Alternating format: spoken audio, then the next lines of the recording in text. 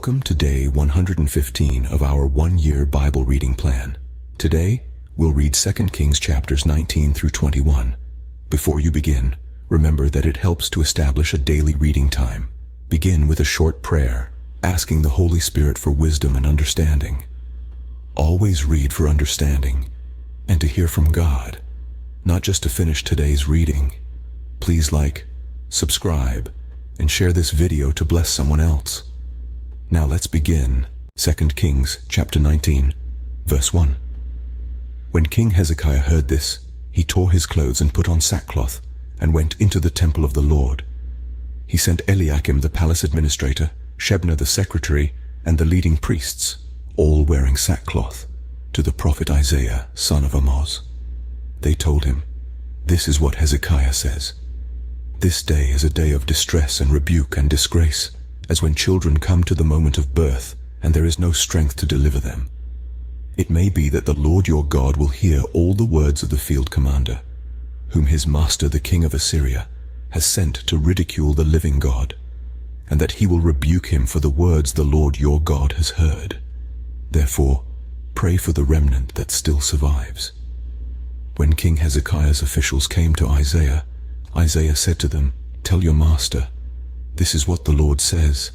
Do not be afraid of what you have heard, those words with which the underlings of the king of Assyria have blasphemed me. Listen, when he hears a certain report, I will make him want to return to his own country, and there I will have him cut down with the sword." When the field commander heard that the king of Assyria had left Lachish, he withdrew and found the king fighting against Libnah. Now Sennacherib received a report that Tirhakah, the king of Cush, was marching out to fight against him. So he again sent messengers to Hezekiah with this word. Verse 10. "Say to Hezekiah, king of Judah, do not let the God you depend on deceive you when he says, Jerusalem will not be given into the hands of the king of Assyria. Surely you have heard what the kings of Assyria have done to all the countries, destroying them completely. And will you be delivered? Did the gods of the nations that were destroyed by my predecessors deliver them? The gods of Gozan, Haran, Rezeph, and the people of Eden who were in Telassar?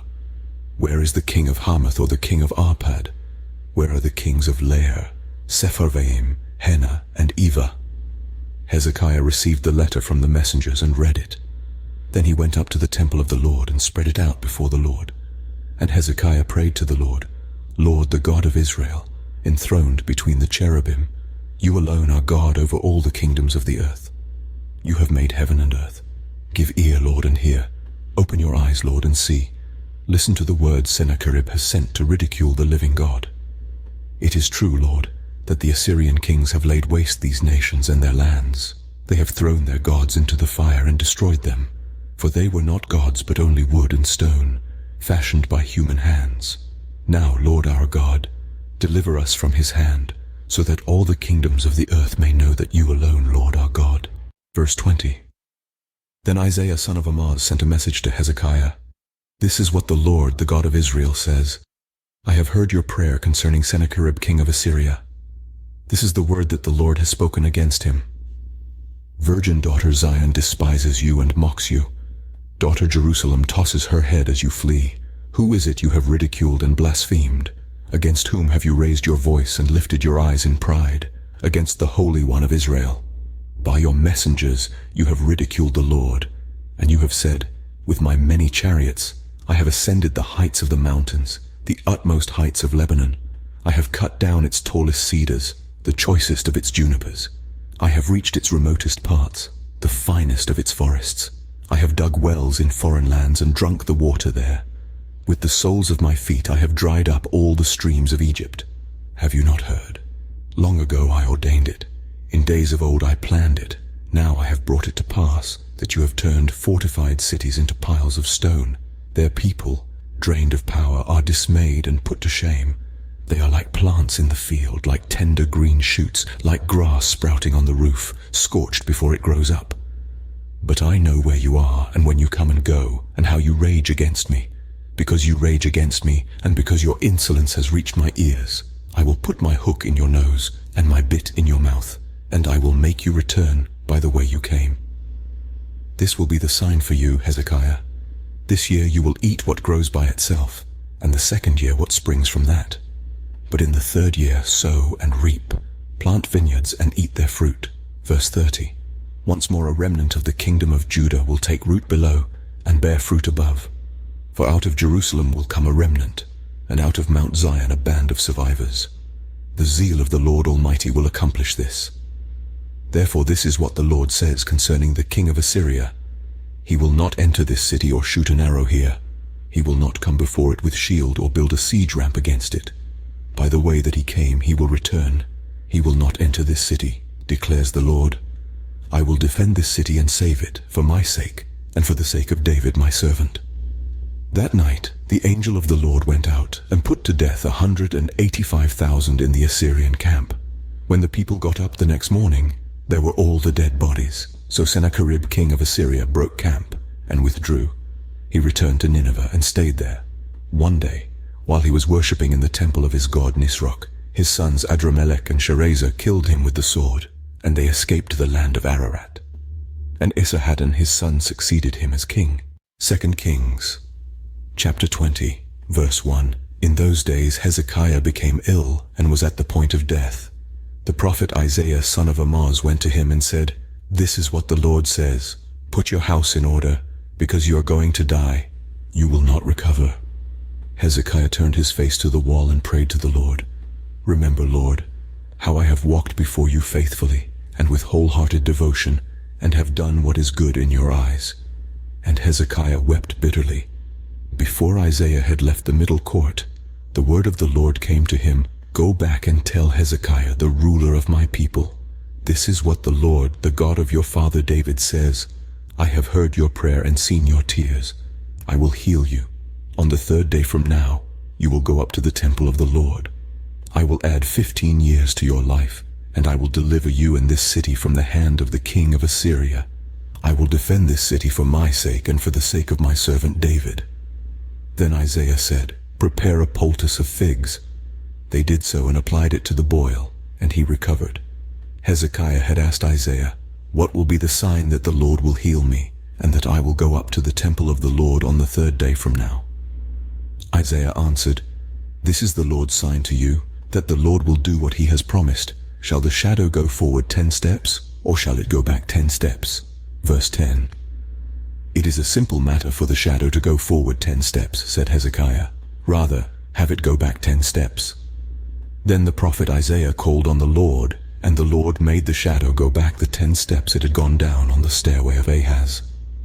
At that time, Marduk-Baladan son of Baladan king of Babylon sent Hezekiah letters and a gift, because he had heard of Hezekiah's illness.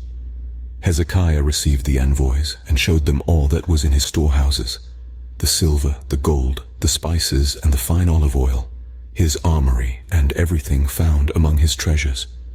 There was nothing in his palace or in all his kingdom that Hezekiah did not show them. Then Isaiah the prophet went to King Hezekiah and asked, What did those men say, and where did they come from? From a distant land, Hezekiah replied. They came from Babylon. The prophet asked, What did they see in your palace? They saw everything in my palace, Hezekiah said. There is nothing among my treasures that I did not show them. Then Isaiah said to Hezekiah, Hear the word of the Lord.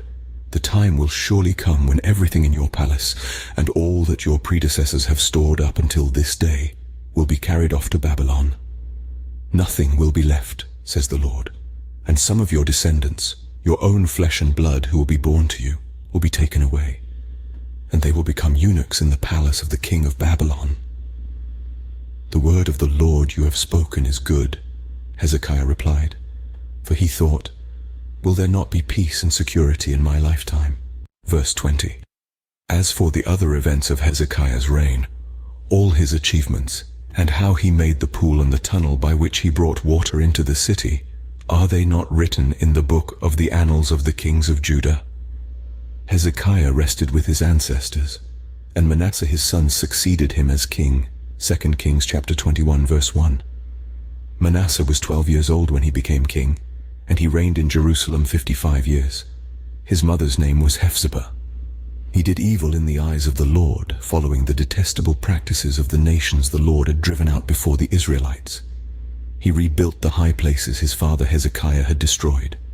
He also erected altars to Baal and made an Asherah pole, as Ahab king of Israel had done. He bowed down to all the starry hosts and worshipped them. He built altars in the temple of the Lord, of which the Lord had said, "In Jerusalem I will put my name." In the two courts of the temple of the Lord, he built altars to all the starry hosts. He sacrificed his own son in the fire, practiced divination, sought omens, and consulted mediums and spiritists. He did much evil in the eyes of the Lord, arousing his anger. He took the carved Asherah pole he had made and put it in the temple, of which the Lord had said to David and to his son Solomon, "In this temple and in Jerusalem, which I have chosen out of all the tribes of Israel, I will put my name forever. I will not again make the feet of the Israelites wander from the land I gave their ancestors, if only they will be careful to do everything I commanded them, and will keep the whole law that my servant Moses gave them." But the people did not listen. Manasseh led them astray, so that they did more evil than the nations the Lord had destroyed before the Israelites. Verse 10. The Lord said through his servants the prophets, "Manasseh king of Judah has committed these detestable sins. He has done more evil than the Amorites who preceded him, and has led Judah into sin with his idols. Therefore this is what the Lord, the God of Israel, says. I am going to bring such disaster on Jerusalem and Judah that the ears of everyone who hears of it will tingle. I will stretch out over Jerusalem the measuring line used against Samaria, and the plumb line used against the house of Ahab. I will wipe out Jerusalem as one wipes a dish, wiping it and turning it upside down. I will forsake the remnant of my inheritance and give them into the hands of enemies. They will be looted and plundered by all their enemies. They have done evil in my eyes and have aroused my anger from the day their ancestors came out of Egypt until this day. Moreover, Manasseh also shed so much innocent blood that he filled Jerusalem from end to end, besides the sin that he had caused Judah to commit, so that they did evil in the eyes of the Lord. As for the other events of Manasseh's reign, and all he did, including the sin he committed, are they not written in the book of the annals of the kings of Judah? Manasseh rested with his ancestors and was buried in his palace garden, the garden of Uzzah. And Amon his son succeeded him as king. Amon was 22 years old when he became king, and he reigned in Jerusalem 2 years. His mother's name was Meshullemeth, daughter of Haruz. She was from Yotbah. Verse 20. He did evil in the eyes of the Lord, as his father Manasseh had done. He followed completely the ways of his father, worshipping the idols his father had worshipped and bowing down to them. He forsook the Lord, the God of his ancestors, and did not walk in obedience to him. Amon's officials conspired against him and assassinated the king in his palace. Then the people of the land killed all who had plotted against King Amon, and they made Josiah his son king in his place. As for the other events of Amon's reign and what he did, are they not written in the book of the annals of the kings of Judah? He was buried in his tomb in the garden of Uzzah, and Josiah his son succeeded him as king. This concludes 2 Kings chapters 19 through 21 for day 115. We hope you are enjoying these daily videos. Remember to check the description box for links and resources. Thank you for watching. Please like, share, and subscribe. Your support helps spread God's word to reach more people on YouTube. We'll see you in the next video for our day 116 reading.